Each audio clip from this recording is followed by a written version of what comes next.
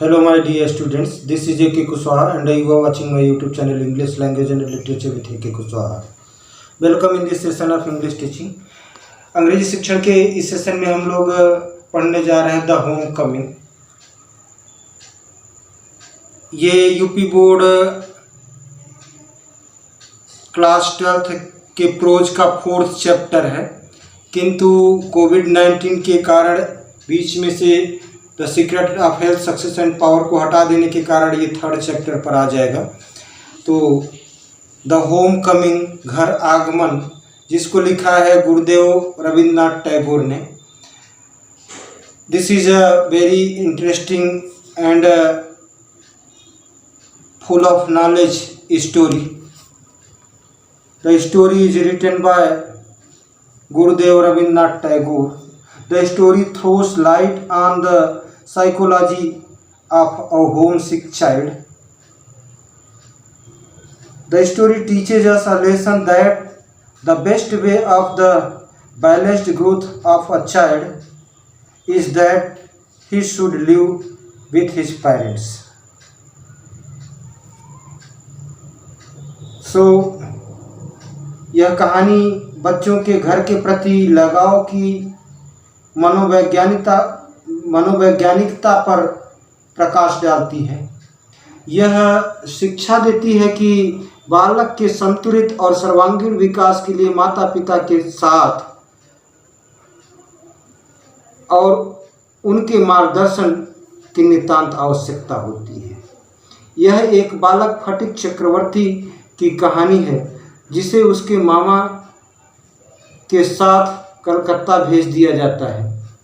वह वहाँ बहुत कष्ट उठाता है और घर आना चाहता है, किंतु अंत में उसकी मृत्यु हो जाती है। आइए शुरू करें ये कहानी द होम कमिंग।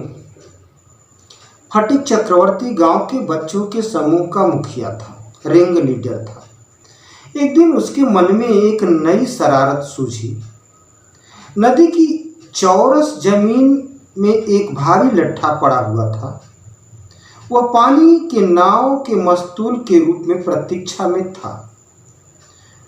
फटिक ने योजना बनाई कि उस भारी लट्ठे को वहां से हटा दिया जाए, जिससे उसका मालिक क्रोधित होगा और वे सब आश्चर्य भी करेंगे और वे सब मिलकर उसका आनंद उठाएंगे। ठीक उसी समय फटिक का छोटा भाई माखन भी वहां आ पहुंचा और वह लट्ठे पर बैठ गया, एकदम दार्शनिक की तरह।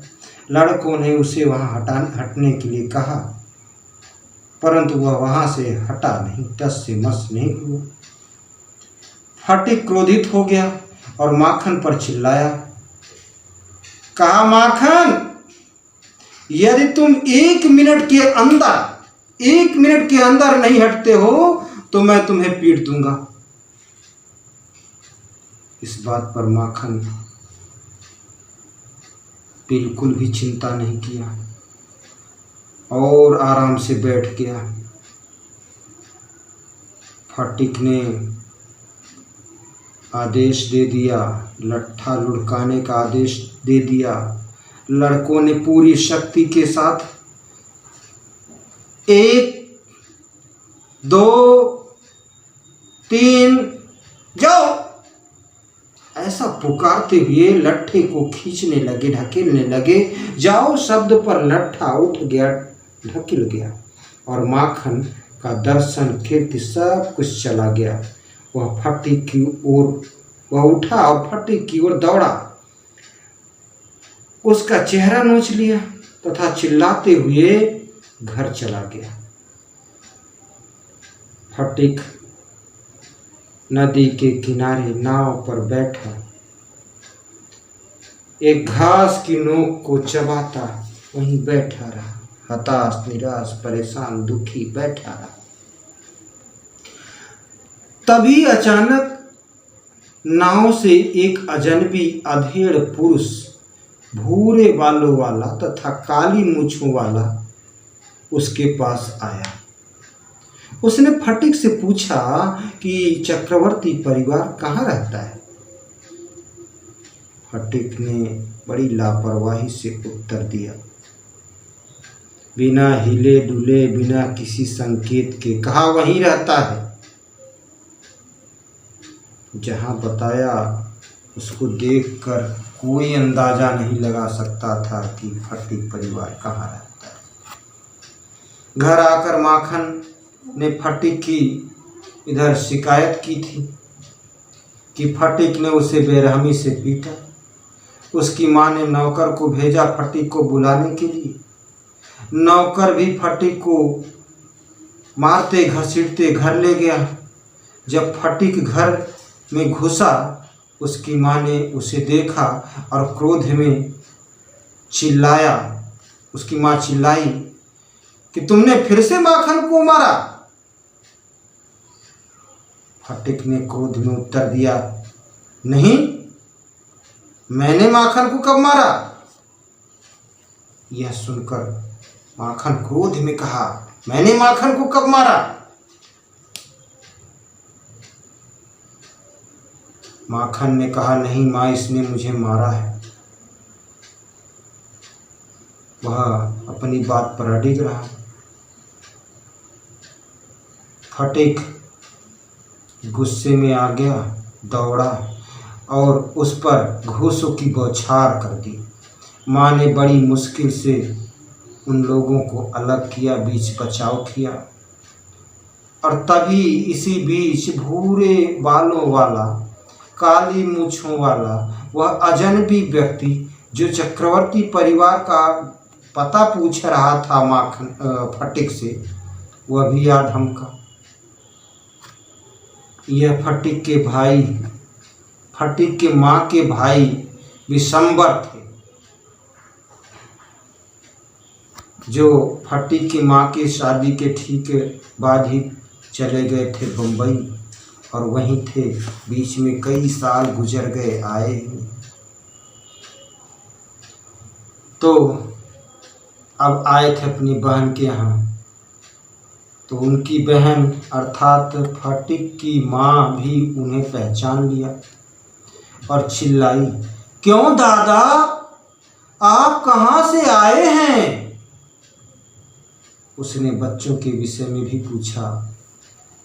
विशंबर ने बच्चों के विषय में भी पूछा। माँ ने फटिक की शिकायत की, किंतु माखन को एक अच्छा लड़का बताया। तो विशंबर, फटिक के मामा, उसे अपने साथ कलकत्ता ले जाने के लिए तैयार हो गए। फटिक भी बड़ी प्रसन्नता के साथ अपने मामा के साथ चला गया। जाते समय उसने अपनी इच्छा से माखन को मछली पकड़ने की छड़ी, अपना बड़ा सा चाकू और कंचे दे दिया। जाते समय माखन के प्रति वह बहुत उदार था। फटिक विशंबर मामा के साथ कलकत्ता जब पहुंच गया तो उसकी मामी प्रसन्न नहीं थी। वे 14 वर्ष के इस ग्रामीण बच्चे से खुश नहीं थी। धीरे धीरे फटिक उस घर में घुटन महसूस करने लगा। वहाँ ताजी हवा के लिए भी कहीं खुला स्थान न था। वह हमेशा अपने गांव के जीवन के आनंद के दिन तथा अपने मित्रों को याद करता था। दिन रात वह अपने गांव तथा मित्रों को ही याद करता रहता था। अब वह अत्यधिक कष्ट में था, क्योंकि स्कूल के लड़के भी उसका अपमान करते थे और उसके मामा के लड़के भी उसकी हंसी उड़ाते थे। पढ़ाई में कमजोर होने के कारण कक्षा में अध्यापक के द्वारा भी उसकी पिटाई की जाती थी। एक दिन विद्यालय से वापस आते समय उसके सिर में दर्द हुआ और उसे कपकपी का दौरा पड़ गया। उसको लगा कि उसे मलेरिया का प्रभाव है, मलेरिया का बुखार है। बीमार होने पर भी वह कहीं चला गया, घर नहीं गया। किताब भी खो गई थी, डर रहा था कि उसकी मामी उसको डांटेंगी, मारेंगी। घर नहीं गया। पूरी रात भारी वर्षा होती रही। उसके मामा विशंबर उसकी तलाश करते रहे। अंत में वे पुलिस की सहायता लिए। पुलिस की सहायता से पुलिस की गाड़ी ने उसे घर लाई, और जब लाई तो वह सिर से पैर तक वह कीचड़ में लिपटा हुआ था। उसकी मामी उससे घृणा करती थी और उसकी देखभाल नहीं करती थी। विशंबर ने उसकी देखभाल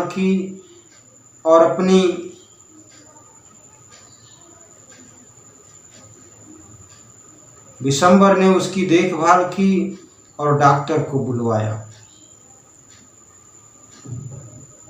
फटीक अपनी माँ को याद करता हुआ जोर जोर रोया। वह होश में न था। कुछ समय पश्चात फिर जब होश आया, उसने चारों ओर देखा। विशंबर एक डॉक्टर को बुलवाए थे। डॉक्टर ने विशंबर को बताया कि बच्चे की कंडीशन बहुत सीरियस है। विशंबर उसकी माँ को अर्थात अपनी बहन को बुलवाया। उसकी माँ भी तुरंत आई। जैसे ही कमरे में आई, वह रोते रोते फटीक के बिस्तर पर गिर पड़ी। फटीक के बिस्तर पर गिर पड़ी। वह अब भी जोर जोर से रो रही थी। फटीक, मेरे प्रिय फटीक। फटीक ने धीरे से थोड़ा सा गर्दन घुमाया, अपनी माँ की तरफ मुड़ा और धीरे से बुदबुदाया, माँ छुट्टियाँ आ गई हैं, माँ छुट्टियाँ हो गई हैं। इन्हीं शब्दों के साथ उसकी मृत्यु हो गई। दोस्तों, प्रिय छात्रों, ये थी हिंदी सारांश हिंदी में होम कमिंग चैप्टर, जो बोर्ड परीक्षा की दृष्टि से बहुत ही महत्वपूर्ण है। और उम्मीद करता हूँ कि ये सारांश हिंदी में आपके लिए हेल्पफुल होगा। आप इसको पसंद करोगे। अगर पसंद करते हो तो लाइक करें, शेयर करें और अपने वैल्यूएबल कमेंट्स भी करें। Thanks everyone of you.